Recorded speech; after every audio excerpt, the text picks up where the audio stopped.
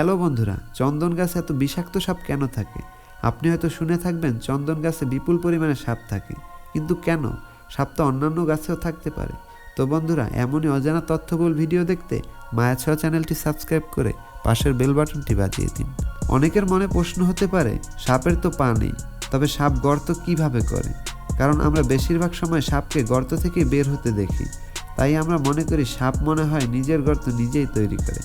সত্যি বলতে সাপ নিজের ঘর নিজে তৈরি করতে পারে না। মূলত সাপ ইঁদুর তাড়া করতে করতে যায় এবং ইঁদুরটিকে খেয়ে ফেলে। তাহলে বুঝতেই পারছেন, যেহেতু সে গর্তের মালিককেই খেয়ে ফেলেছে, সেহেতু গর্ত তো আর খালি ফেলে রাখা যাবে না। এভাবেই সাপ এক ঢিলে দুই পাখি মারে। আচ্ছা, সাপের তো কান নেই। এখন আপনি নিশ্চয়ই ভাবছেন সাপ কী করে শব্দের সাহায্যে তাড়া করে বেড়ায়। চলুন এখন সেই রহস্য উন্মোচন করা যাক। সাপের চোয়ালে এক বিশেষ ধরনের হাড় থাকে, যাকে কোয়ার্ডেট কর্ন বলা হয়ে থাকে। হ্যাঁ, সাপ এই হাড় দিয়েই যে কোনো শব্দকে অনুভব করতে পারে। বলা হয়ে থাকে কানের পরিবর্তে সাপ ওই হাড়কেই ব্যবহার করে। সামনে কিছু আসলে ওই হাড় দিয়ে অনুভব করে। তারপর জিহ্বা দিয়ে শত্রু নাকি শিকার সেটা সিলেক্ট করতে পারে। সামনের মুখের ছিদ্রই বলে দেয় সামনে থাকা প্রাণী কত বড়। এভাবেই সাপ তার চোখ কানের কাজ চালিয়ে নেয়। আপনি কি জানেন সাপ কেন তার খোলস পরিবর্তন করে?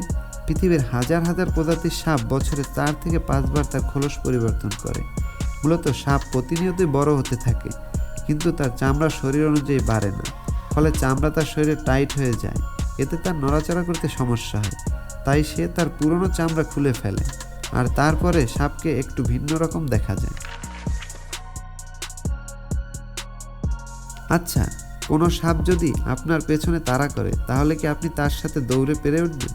হ্যাঁ, অনেক প্রজাতির সাপ আছে যার সাথে আপনি পেরে উঠবেন, কিন্তু এমন কিছু প্রজাতির সাপ আছে যাদের সাথে দৌড়ানোর কথা আপনি কল্পনাও করতে পারবেন না। সবচেয়ে দ্রুতগতির সাপ ব্ল্যাক মাম্বা। এই সাপটি ঘন্টায় 20 কিলোমিটার গতিতে ছুটে চলতে পারে। তাহলে বুঝতেই পারছেন, এই প্রজাতির সাপ আপনাকে তাড়া করলে আপনার বেঁচে ফেরার সম্ভাবনা কম। ভাগ্যবান হলে বেঁচে যেতে পারেন। এবং এই সাপের বিষ খুবই বিষাক্ত, যেটা মুহূর্তেই একজন মানুষকে মেরে ফেলতে পারে। আপনি কি জানেন যে সাপ রাতের বেলা অন্ধকারে কিভাবে এত একুরেটলি আক্রমণ করে? আপনি লক্ষ্য করলে দেখতে পাবেন সাপের মাথায় 2টি ছিদ্র রয়েছে। এগুলোর দ্বারাই মূলত সাপ এত নিখুঁত আক্রমণ করতে পারে। আপনি কয়টি প্রজাতির সাপ সম্পর্কে জানেন? 1টি, 2টি, সর্বোচ্চ 10টি সম্পর্কে জানেন? কিন্তু জানলে অবাক হবেন যে আমাদের পৃথিবীতে প্রায় 3386 প্রজাতির সাপ রয়েছে। এর মধ্যে কিছু সাপ রয়েছে যা হিমালয়ের 16,000 ফিট উপরে বসবাস করে। এই সাপটিকে বলা হয় হিমালয় পিট ভাইপার। আপনি হয়তো ভাবতে পারেন সাপ মাটিতে থাকতে ভালোবাসে। না, কিছু সাপ পানিতে থাকতে ভালোবাসে, কিছু সাপ গাছে থাকতেও ভালোবাসে।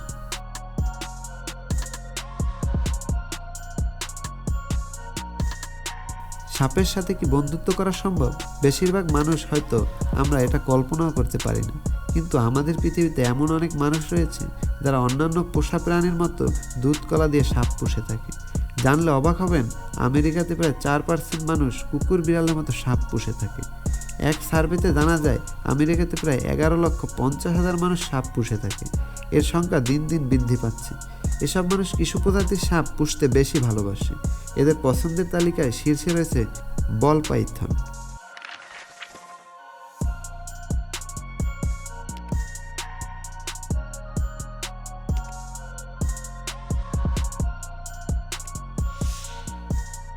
আপনি যদি একটু ভালো করে খেয়াল করেন, তাহলে দেখতে পাবেন চন্দন গাছগুলোতে বেশিরভাগ সাপ দেখা যায়।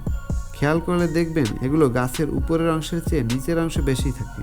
কারণ সাপ শীতল রক্ত বিশিষ্ট প্রাণী, তার ঠান্ডা জায়গা থাকতে পছন্দ করে। আর চন্দন গাছের নিচের অংশ অনেক ঠান্ডা। তাহলে বুঝতে পারছেন সাপ কেন চন্দন গাছে বেশি থাকতে পছন্দ করে। অনেকে মনে করে চন্দন গাছের সুঘ্রাণের কারণে সাপ আকৃষ্ট হয়। এর কোনো বৈজ্ঞানিক প্রমাণ পাওয়া যায়নি। বন্ধুরা, ভিডিওটি কেমন লাগলো অবশ্যই কমেন্টে জানাতে ভুলবেন না।